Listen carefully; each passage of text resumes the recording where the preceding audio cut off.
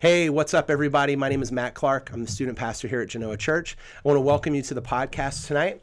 We do an episode every week called Testimony, where we will bring on some guests and we just allow them to share their faith, how they came to know Christ, and just how that has impacted their lives. Last week, we had Pastor Frank and his wife, Deborah, and I thought what better way to do the next week was to bring on the number 2 in command, which would be Pastor Scott Lewald and his wife, Amy Lewald. How you guys doing? Awesome. Thanks for having us, Yeah. Pastor Matt. Yeah, number 2 in command. You like that? I think there's 1 in command, and then all the rest of us are 2s. That's right. Yeah. So I just want, before we get started, I want to ask you guys some questions because I've known you guys for... Oh, no, I'm nervous. Yeah, don't be nervous. I'm trying to think how long I've known you. As long as I've been here at Genoa, so maybe 12 years? Yeah. 13 years? I mean, it's been a while. As long as I've been married.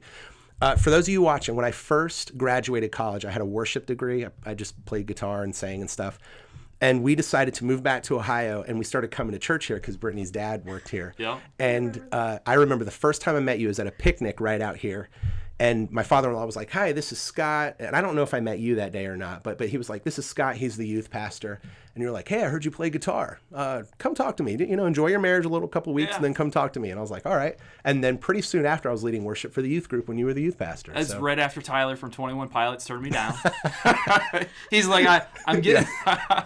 I got this job at Payway, and I'm going to be the assistant manager, and then I got this little band thing going, too. Right. So he said no, and it opened up the door for you, Clark. There we go. The first time I met you and Brittany, Matt, is you guys walked into the youth barn, and the boys and girls were separate.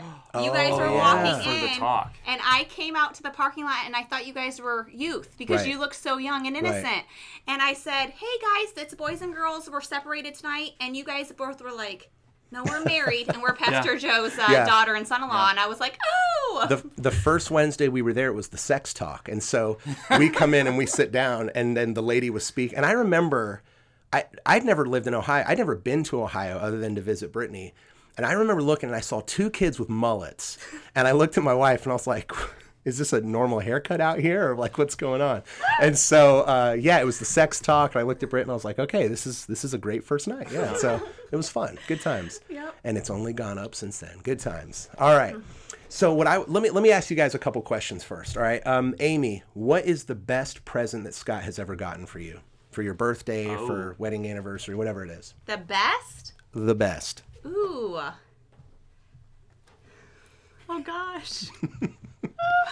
Okay, honestly, the best present he got me is more of a trip for our we always wanted to go somewhere on our 10th anniversary, but we were still having children at that point, so I was in the hospital. Mostly Amy was having them. Yeah.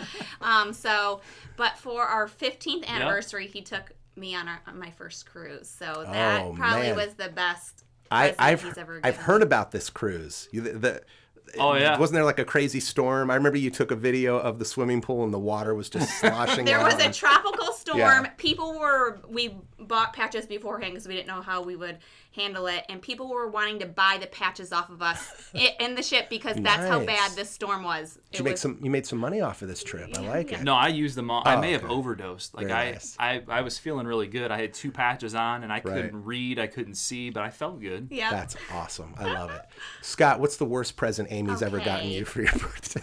Oh, without a doubt, I've got this one. Do you know what it is? Yes. I know what it is, too. I just can't wait to hear it. The golf flag. Yes, the golf flag. Mm-hmm. It was our first Christmas, right? Yeah. So we got married in January, so it was like 11 and a half months later. And she bought me a golf flag. And I was so excited. Oh, yeah. I mean, I like golf. I got golf clubs for graduation gift. And so...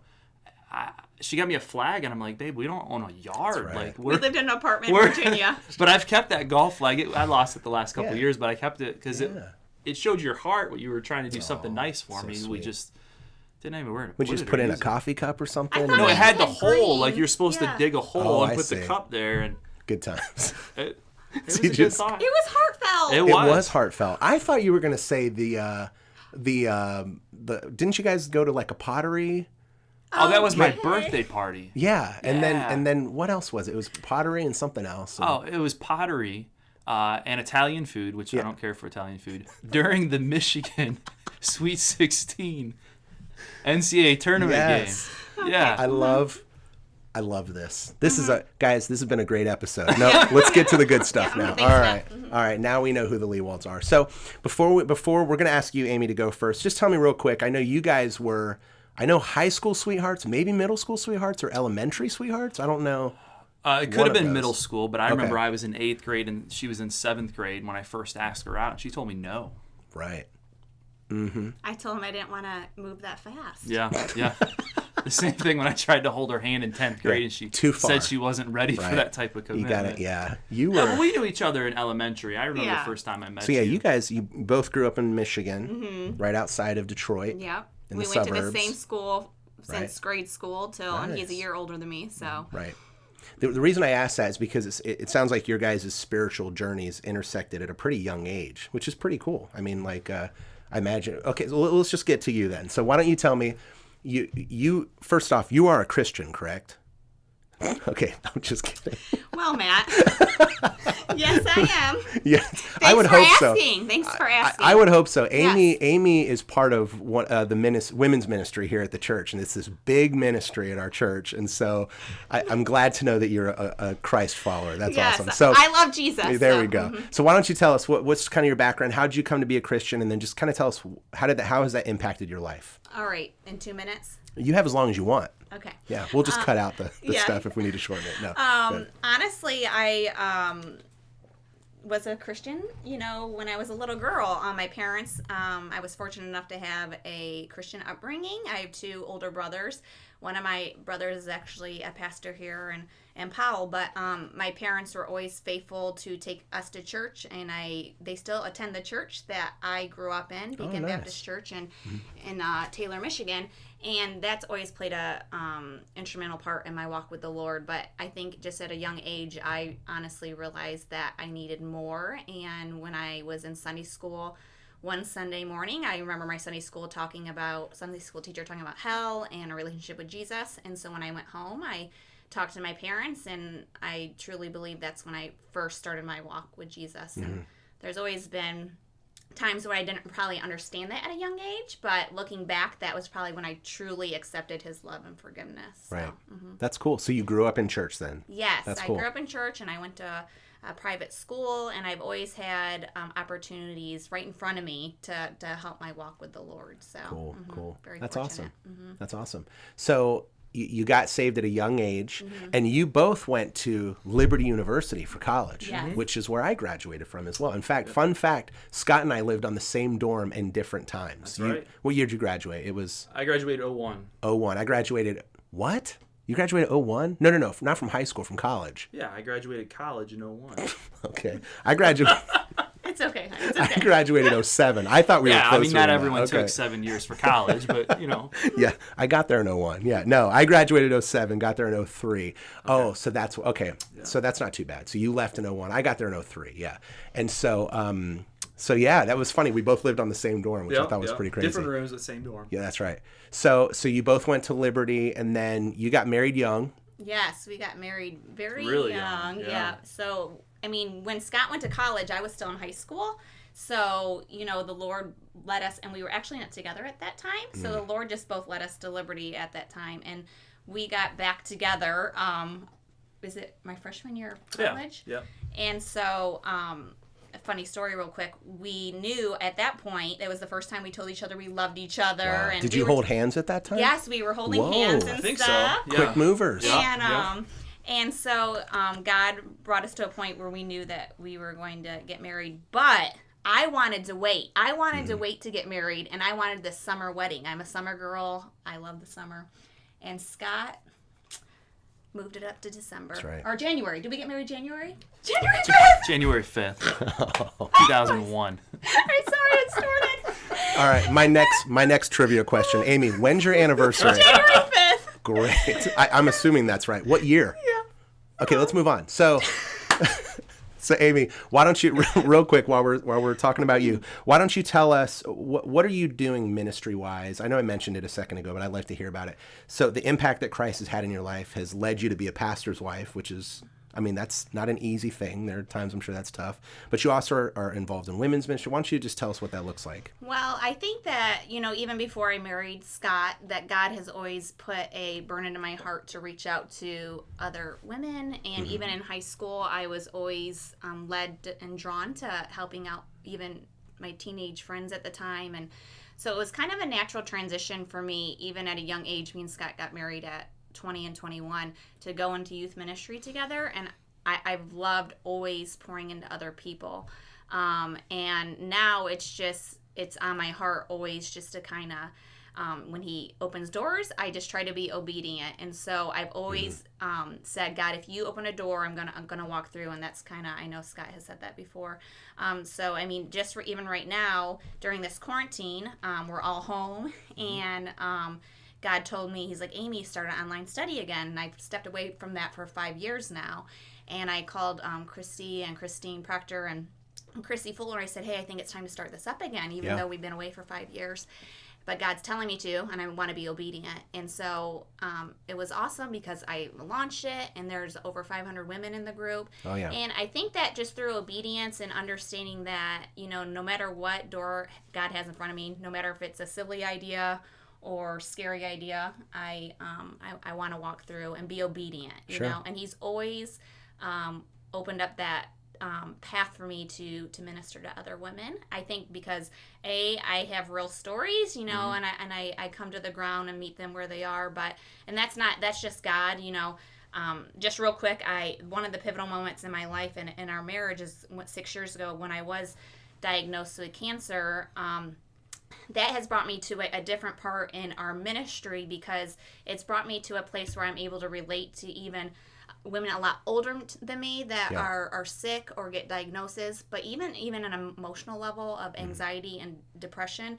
So it's brought this whole world of a ministry. And I see now, looking back, even though I'm still walking through that cancer journey, that God has a plan for it. Sure. It's broadened our ministry. Yeah, so. yeah.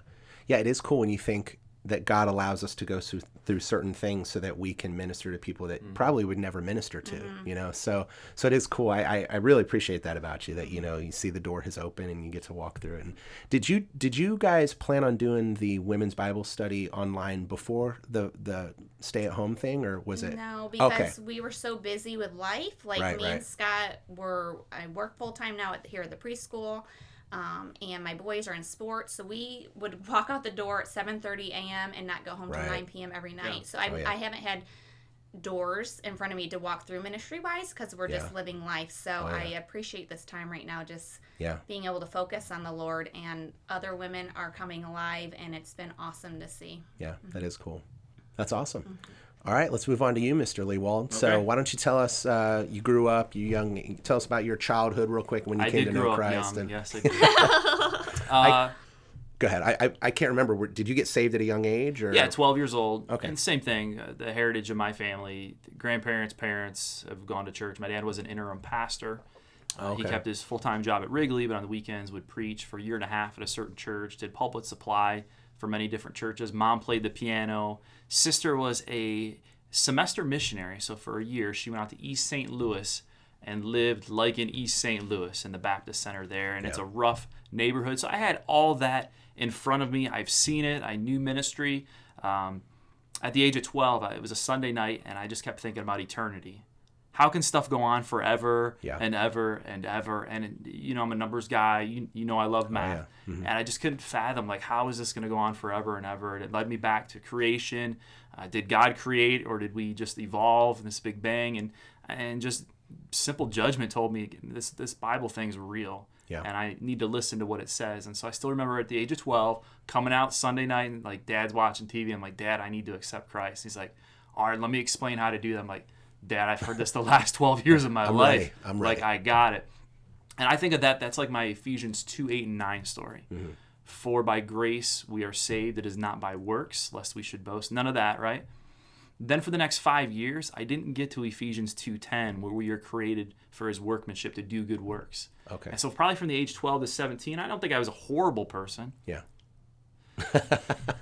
But there wasn't any fruit in me at all. Yeah. And I remember at the age of 17 just really getting right with the Lord. And I'm like, my senior year of high school, like, this is real. I'm going to do my own Bible study. I'm going to get right with the Lord, and I want to make this happen. And from that day forward, God has just opened crazy doors for me to walk through. At that moment, I thought I was going to try to walk on into a small school baseball team up in Grand Rapids. And I graduate high school in June, and then July, Liberty University throws me an academic scholarship, right? I'm a 3.0 student. I don't know why they were throwing out academic scholarships. Never visited, and ended up going there because they threw so much money my way, and God opened so many more doors while I was there. But yeah, my salvation experience, there wasn't this horrible person, but there was nothing good inside me before I met Christ. At the age of 12, I have no doubt if I were to die at the age of 13, I would have gone to heaven. I had a relationship with God through his son, Jesus Christ, but there wasn't much fruit happening. At the age of 17, it hasn't been perfect since then, but the age of 17 is when things became real. Gotcha. Very cool. That's awesome. Yeah, fun fact, another one for you. I got a scholarship to Liberty as well.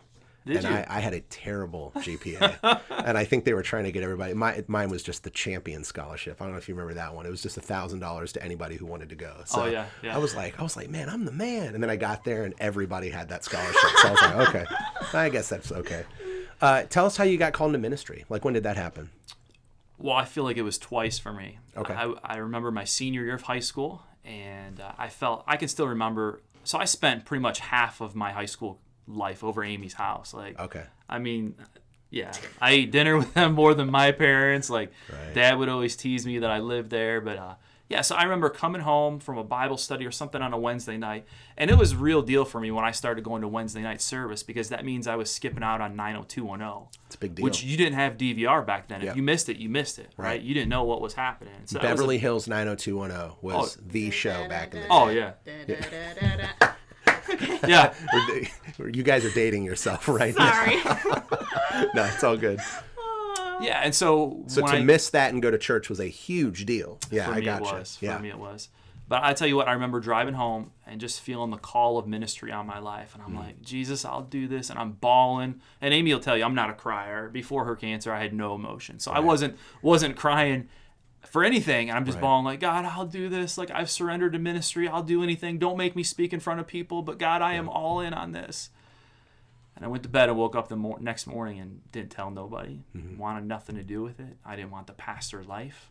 I didn't want to speak in front of people. I didn't want to have to give up my weekends. I wanted nothing to do with that. And that's lasted probably until my freshman year. It was late in October of 1997. We were at Liberty University, and they made everyone go to this thing called Super Conference. Oh, yeah. And every night there was two speakers that would speak. One would speak from 7 to like 7:55. The other one would get up at 8 to 8:55. And it was John Rawlings, who, if he was alive, would be like 125 years old now, right? And he gets up there, he goes, guys, I've got this incredible message, and it's going to bless your heart. He goes, but I'm not preaching it tonight because I feel like the Holy Spirit is working so far in this building, in the Vine Center there, is working so strong that there's people that need to confess their sin. There's people that need to go to the mission field, and there's people that need to surrender their lives to ministry. And I'm not one of those out-of-body experience people. I know I was in my seat, and I know I went down forward to pray. I don't remember going down there. I know I walked, but it was just one of those moments where it was surreal. I'm like, God, thank you for calling me a second time. I want to be obedient. Like, you have my life. I will do anything. Just don't make me speak in front of people. Right. And you have my life. And that moment, I went home and called anybody and everybody who would listen and just started through the phone list. Like, I'm called to ministry. Dad, I'm not doing business anymore. I'm called to ministry. Right. And so that was super cool. And even just how God works things out. In that 1997, a certain church in Ohio called Genoa Baptist Church sent their pastors there.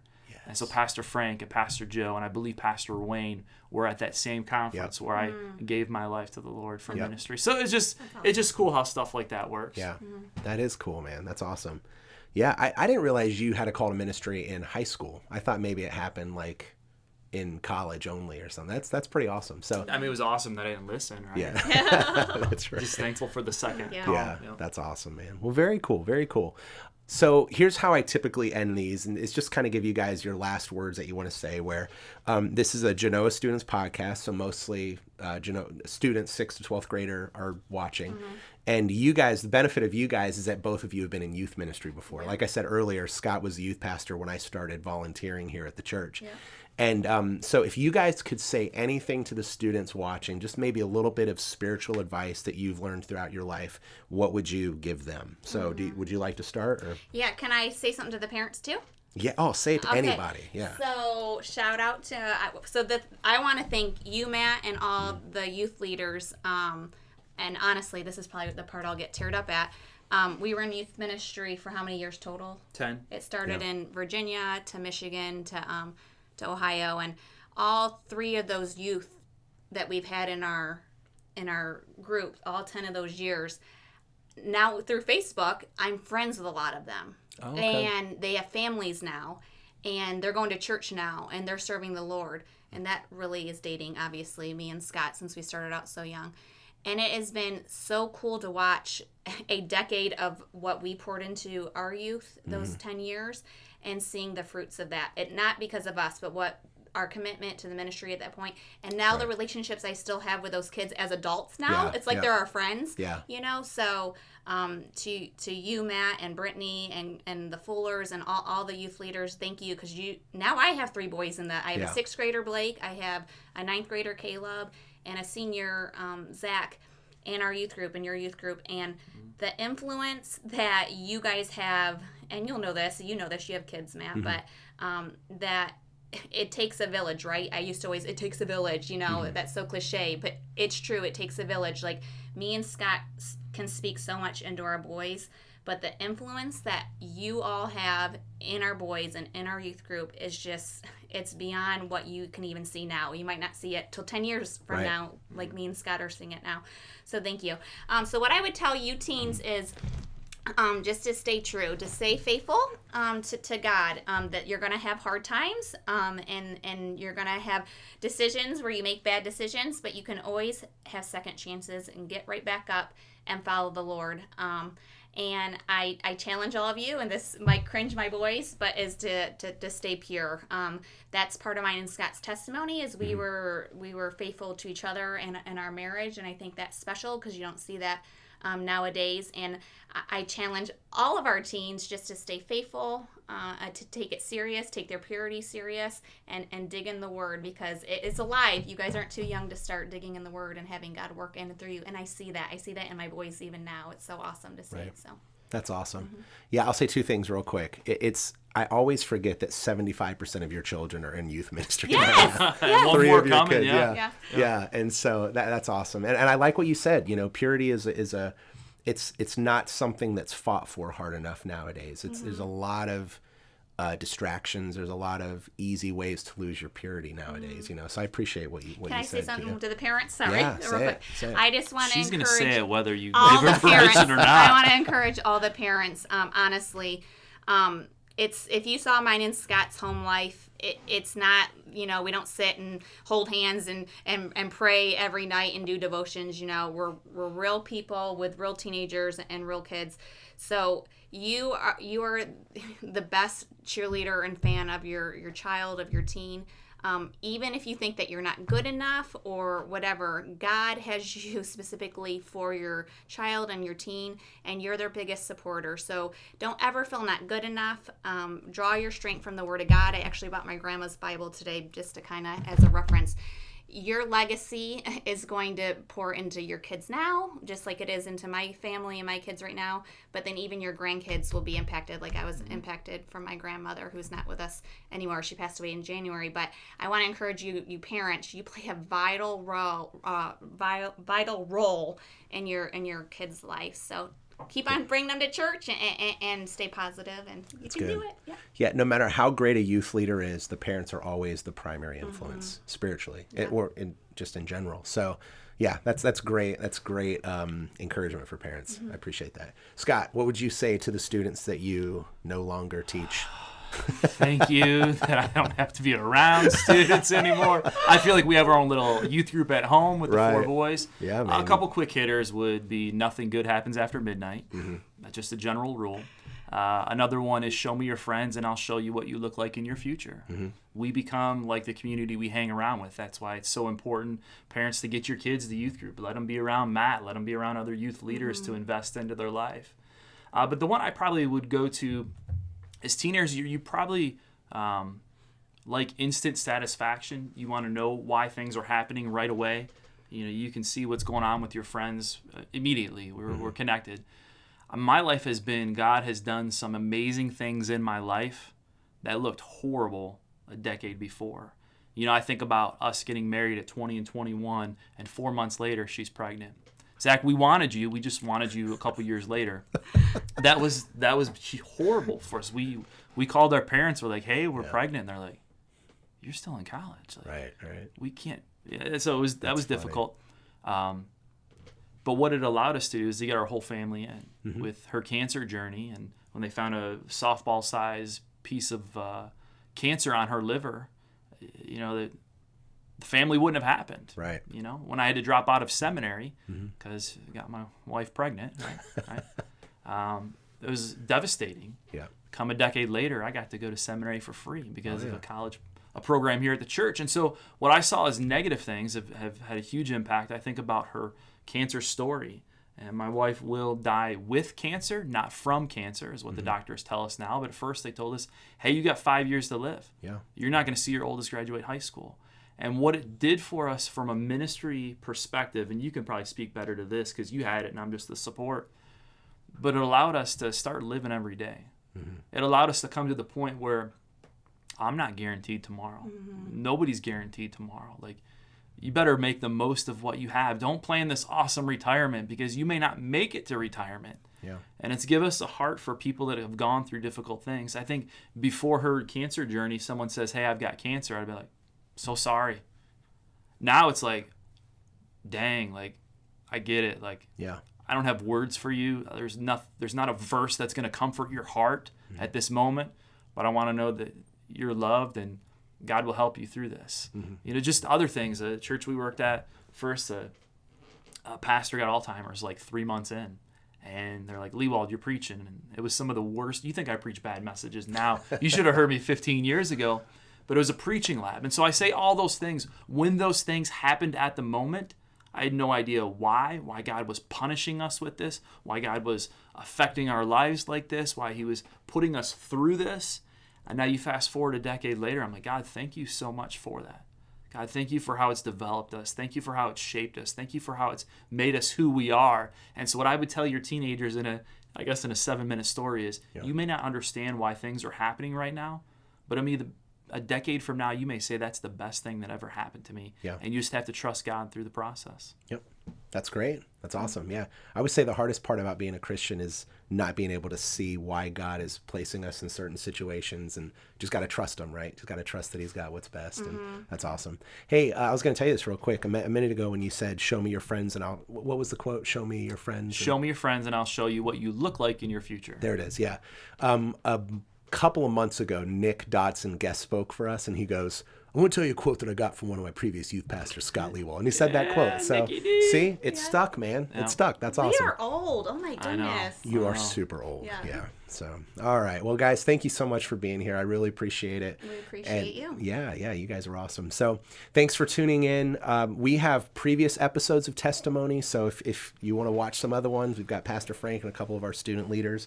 So, hopefully you got something out of this. So thank you guys so much, and we'll see you next time. Talk to you later.